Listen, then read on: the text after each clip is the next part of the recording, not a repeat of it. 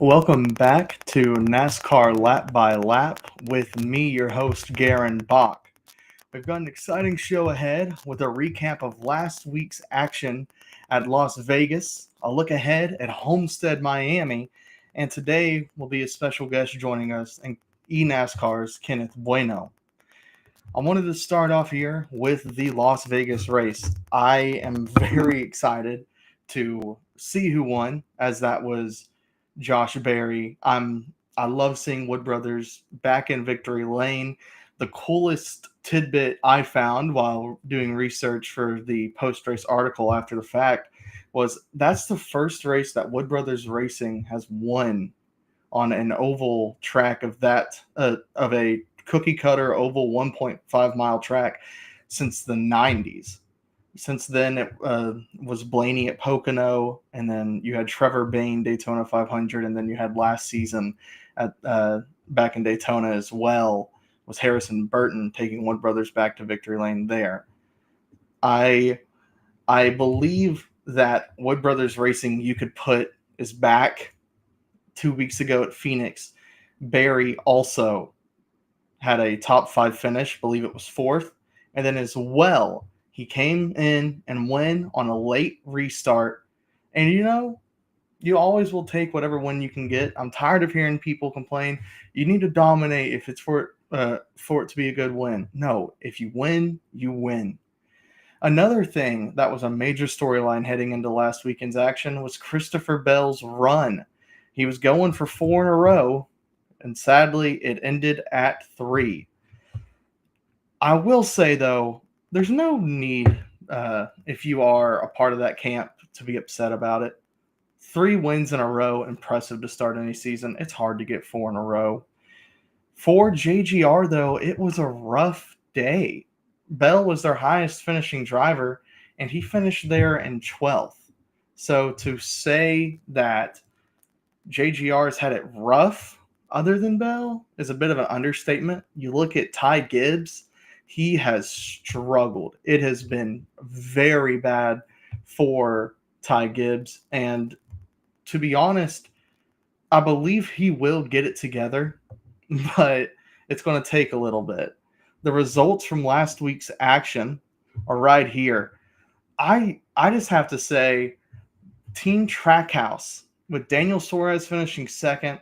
You have Ross Chastain finishing fifth, two in the top five. Shane Van Gisbergen had his woes, but it's still good to see the two main drivers for Trackhouse. I understand that Van Gisbergen is a rookie this season. It's still very good to see the smaller, well, not smaller teams, but just below the top dogs, the Penske, the Hendricks, the JGR, still make up a fight. Another team that I loved seeing up here, Ryan Preece finished third. He had not had the best start to the season. Obviously struggled a little bit whenever it came down to Daytona, where he's flipped once again. But it's still great to see Ryan Preece finish there in third. You had Brad Keselowski finish in 11th, and then to follow it up was Chris Buescher, right behind Bell, who finished in 13th. So three RFK racers in the top 13. I'm glad to say that a track that has been dominated by Hendrick, been dominated by Penske, we're seeing other names show up. I understand Josh Berry, the Wood Brothers team, that car is still built in the Penske garage, but regardless, it's Wood Brothers Racing, a historical team, a team that seems every now and then is gonna have to shut down. I believe it's their 75th season in NASCAR as well. Just a big year, and I'm gonna go ahead and say it. I know other people have, but I think they're back. I would not be shocked to see Wood Brothers Racing win again this season. I mentioned the Trackhouse results two in top five, and with the Shane Van Gisbergen issues, I mean, we all knew coming into the season if he were to make the playoffs, it would most likely be coming from a win at a road course. But I would still like to see him improve on these type of tracks as well. I mean, he did spend a full season in the Xfinity Series. I believe he's got to learn something, and he has learned something from this point. But I'm going to go ahead and let our guest join us here, and Kenneth Bueno. He is eNASCAR's he is eNASCAR's color commentator. He as well works for ESPN West Palm. He's a former student at FIU. Sorry, go Owls though. FAU better. And I wanted to ask you with this. So you've spent the season working with eNASCAR. Josh Berry is one of those people who came from the iRacing background. How who are these stars that come from it, and how does it help translate from the computer to the track? Well, Garon, there are a bunch of stories from the iRacing side moving into the real world. I mean, William Byron, when he won the Xfinity Series championship, everyone's always thinking of that Rick Allen call. He started on a computer, right? Like played on iRacing before getting into late models and moving up the ranks. Raja Karuth was a big name on iRacing. He was in the Pro Ignite series, which was like a way to get younger drivers in and get them noticed in the short track scene through the sim, and he's been flourishing in the truck series, racing the Xfinity series already.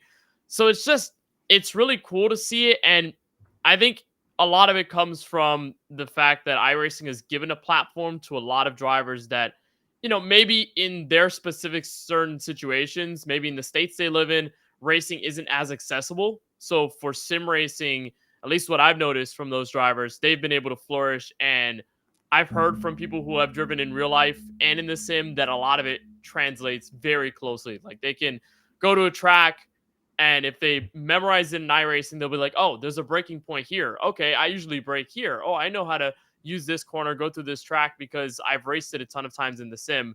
And, for me as a commentator, obviously I'm not a driver, so I can't give you specific details. But from what I've seen, Garen, I mean, it's a huge launching pad for lots of talent, and Josh Berry's no exception. So you mentioned like William Byron. You mentioned it was Raja Karuth. Sorry about that. Had a hard time getting that out. But would you say that, because especially now with NASCAR having limited practice to be cheaper for the sport, which I mean there was other things going on with that, but would you say that the iRacing platform has helped even drivers who originally started off not on iRacing and now have converted over to iRacing to I help think with some so. skills? I think so for sure. I mean, obviously, iRacing is still a barrier. It's not super cheap to get into, but you can have like Ty Majeski used to have, right? Like he had a laptop set up like an old Logitech wheel, and that's all he had. And Ty Majeski is already a Truck Series champion. Like he is one of the best drivers in NASCAR in that tertiary level as we see it. So I mean, even for real drivers, I mean, getting into iRacing is a lower barrier of entry for sure compared to the thousands of dollars, the money that you need as a driver to get into real life racing, even in the short track scene. Like getting into it's pretty tough. So, yeah, I'd say for sure iRacing is big for those real life drivers. And, in a way, if you're not spending a lot of time on track in the Cup Series or, in the lower series from there because of the practice rules and all that, iRacing and sim racing can maybe give you a refresher as to what the track is like. Maybe not as much the car, because I know drivers do have, their sort of things about how the car feels in real life versus how it does in the sim. But for the track side of it and where you're racing, that really helps a lot. I wanted to ask you, because I've seen on your Twitter page before about the kind of story that you had. What got you into want to get into commentating for eNASCAR more specifically? So my journey started around late 2019, and it was around the time where I got into iRacing again because fun fact, I got into iRacing at like 13, like the minimum age to get into iRacing in like 2015. I was terrible. I was actually really bad.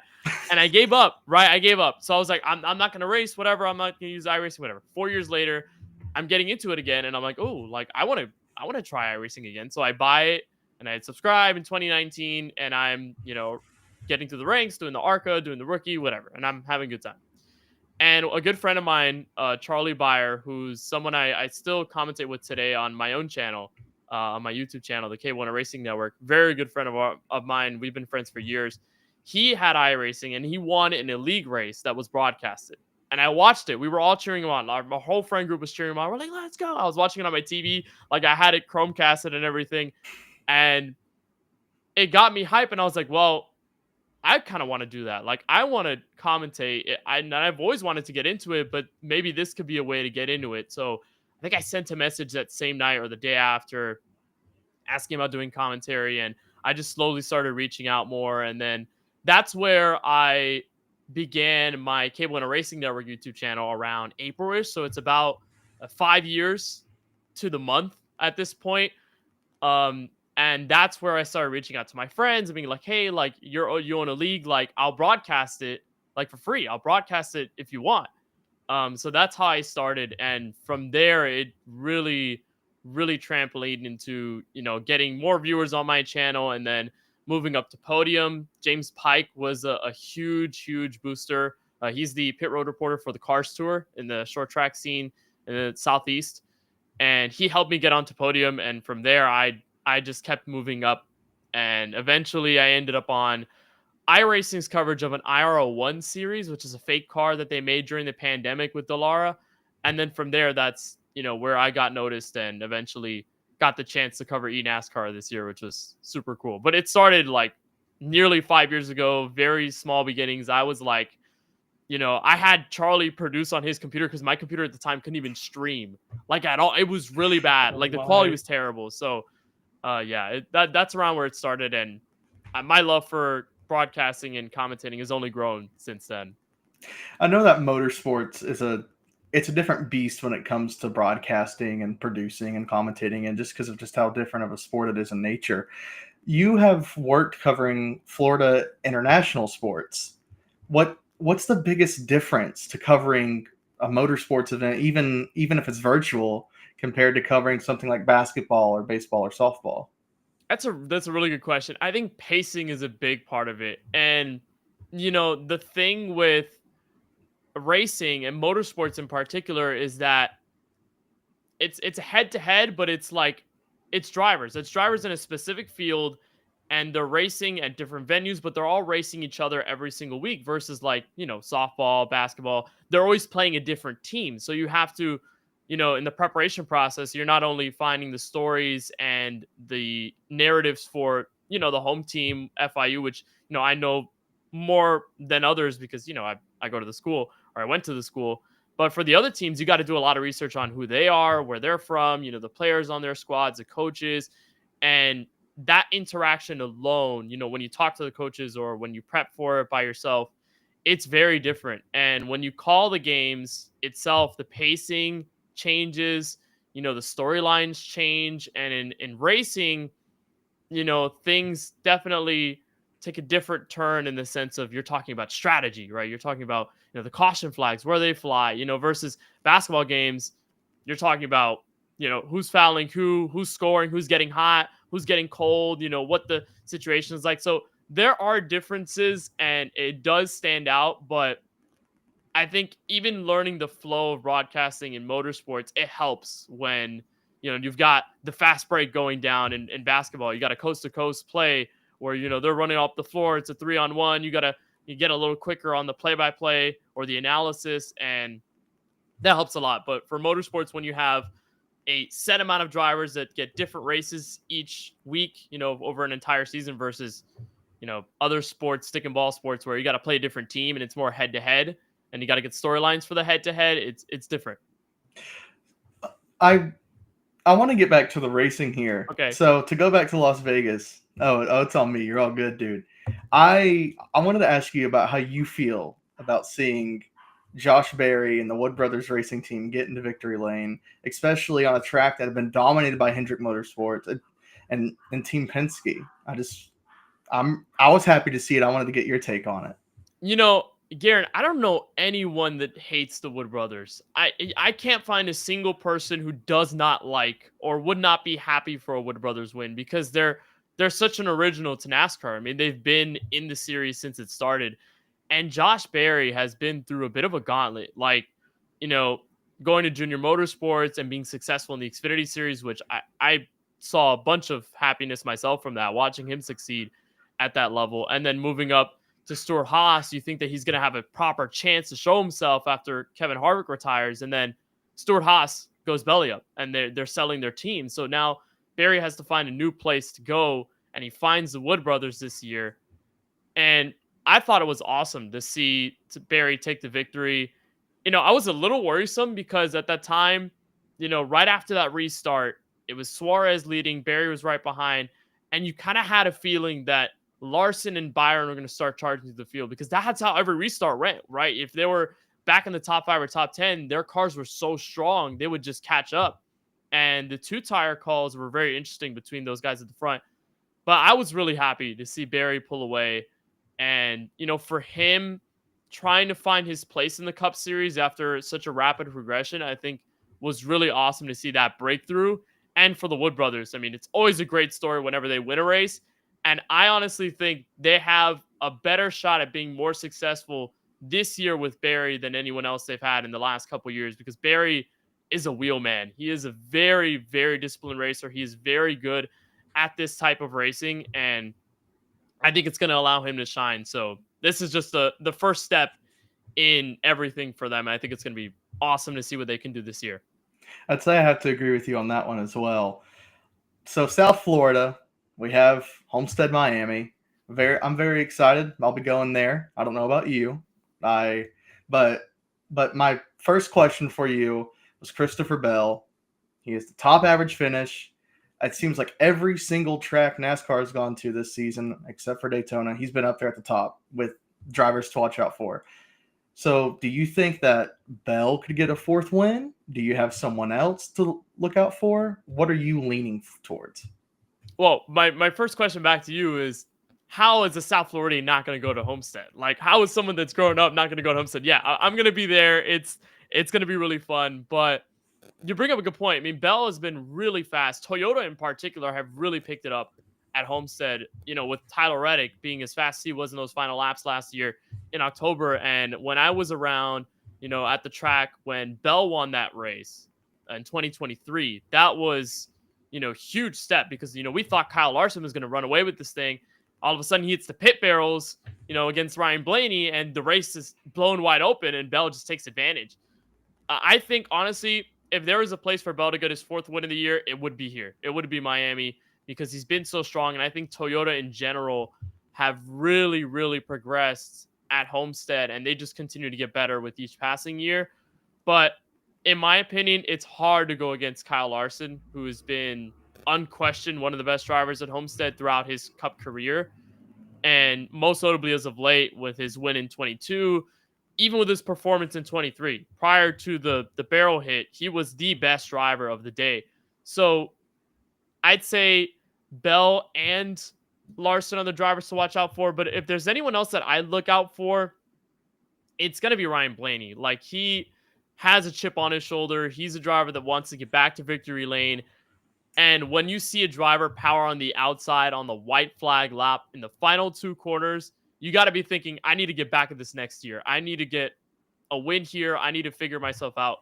So I think with Blaney, his struggles at Las Vegas, were kind of apparent, being at the back of the field for most of the race. But I think he's someone to watch for, very hungry going into Homestead.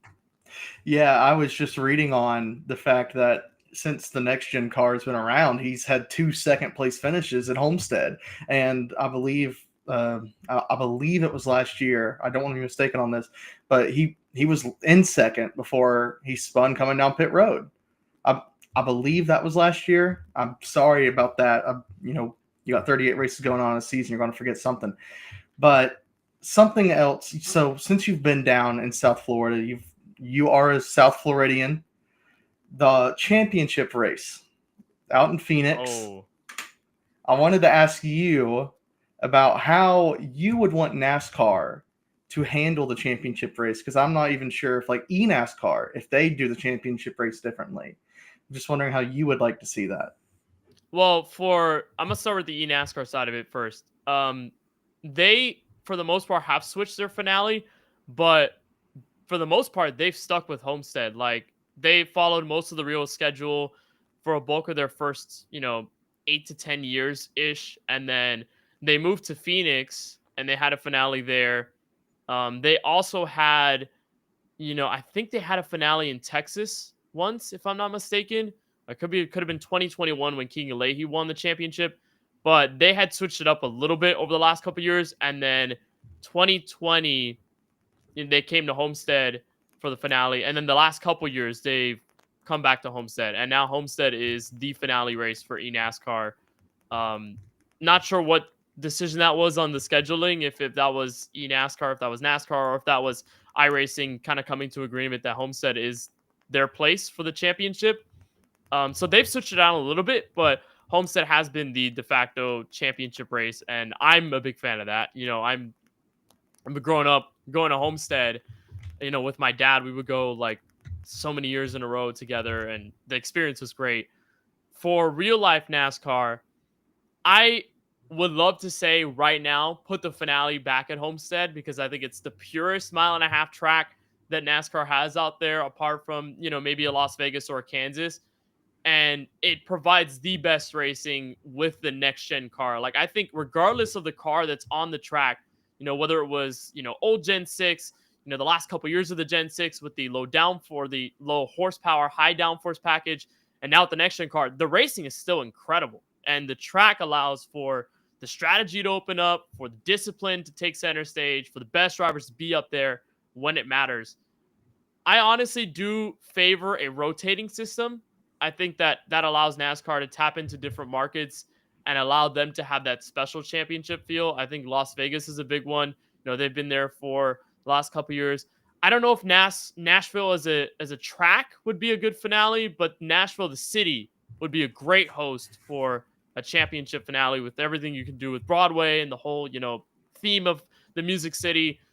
But I'm hearing, at least I've heard rumors, and I'm sure you have as well, that NASCAR is going to try to pivot back to Homestead at some point, and I'm a big fan of that. I think Homestead as a track is great. The facilities do need some revamping for sure to be on the level of a Phoenix Raceway in the fan experience level, and like Daytona too.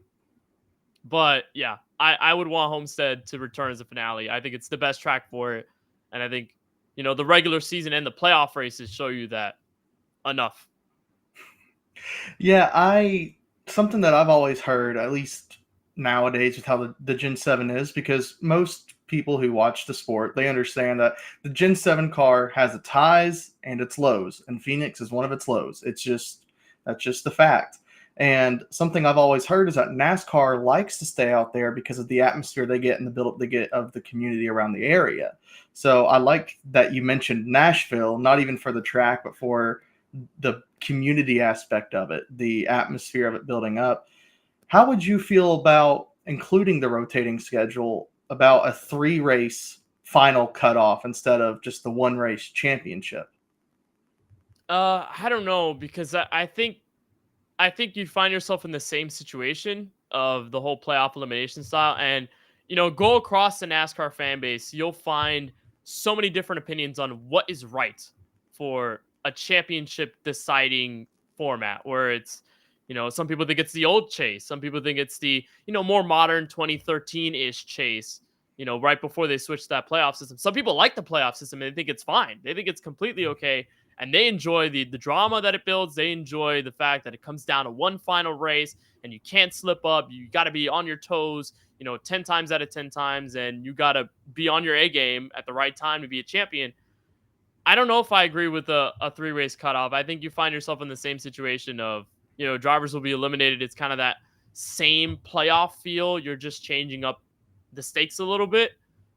So to me, it's either you keep a playoff format like you have now, in that bracket style, or you sort of, dwindle off into a points format eventually. Maybe a merger between, there's a cutoff, but the points do matter, and, take out the advancements through wins, the lock-ins through wins. So I don't know. That's a tough question. I'm not sure if I agree with the 3-race cutoff, though. I think you either stay with this format or you gotta alter it. Like, you gotta change it big time. The final question I have for you is, who do you have winning on Friday night, and who do you have winning on Saturday night as well, if you've looked that far into it? That's a really, really good question, because the truck series has been kind of all over the place, and they race at night, so they They kind of bring up the chaos right before everything starts, for Saturday's action. But for the Truck Series, I don't know if I want to pick a favorite right now, but it's always hard to go against Corey Heim. Time, right? He's the guy that dominates. And at Homestead, he didn't necessarily, dominate in a certain way, but he is always a driver that's fast, and the Toyotas are always quick. You always got to watch for ThorSport too. They won the race a couple years ago.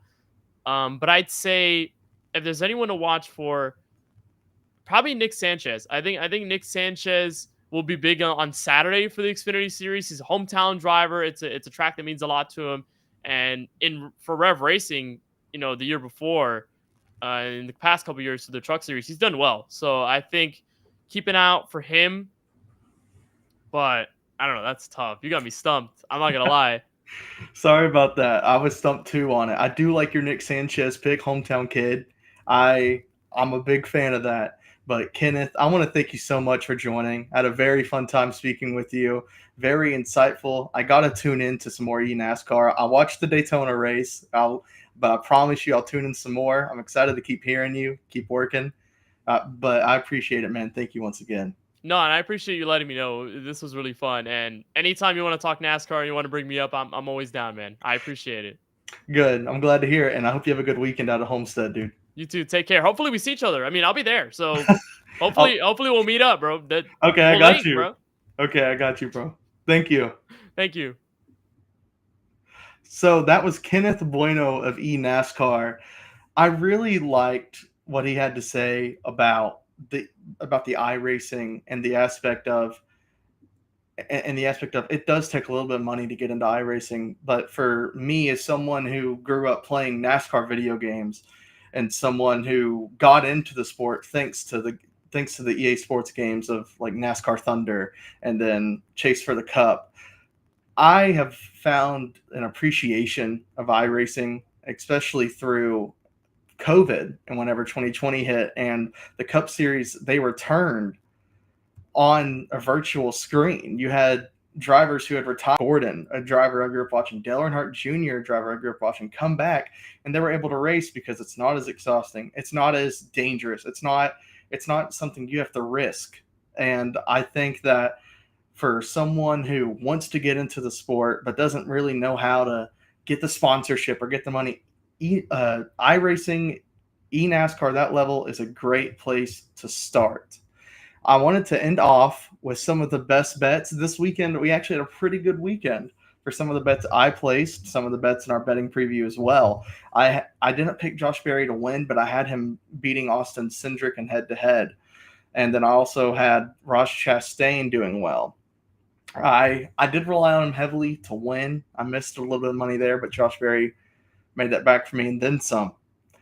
But the best bet I have right now for an outright winner is William Byron at plus 850 on FanDuel. He has a victory at Homestead. I believe it was his second career victory back in 2021 in the Cup Series. He has 2 top 10 finishes in the next gen car as well, and his teammate and Kyle Larson does very well here. You clearly see at the bottom of the screen here, that's him coming across start-finish line from his win a couple of years ago. And then for the top 5, I have AJ Allmendinger at plus 900. He has 2 top 5s at Homestead since 2022. You may ask, what is the road course ringer doing up here? That's what I thought to myself too when I saw it, but I mean, he's really consistent. He has the second best average finish at this track behind Christopher Bell, who also has a win.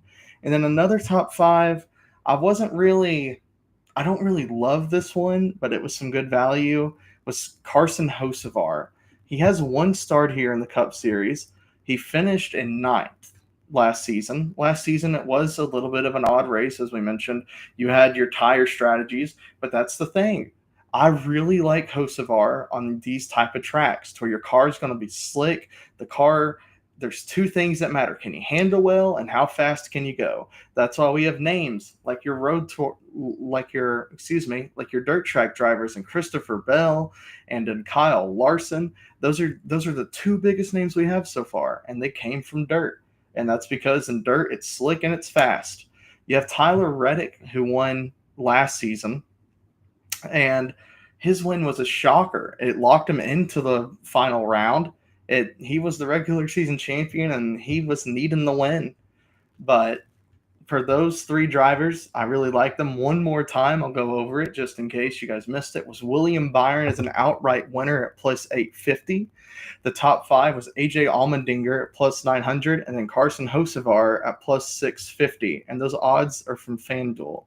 But I want to thank you guys so much for joining. I want to thank Kenneth Bueno for joining once more on short notice as well. But you guys have a great rest of your week. I hope you guys enjoy some great racing this weekend at Homestead. And we will be back to our normal time at 6 p.m. on Wednesday next week. Thank you guys so much for joining.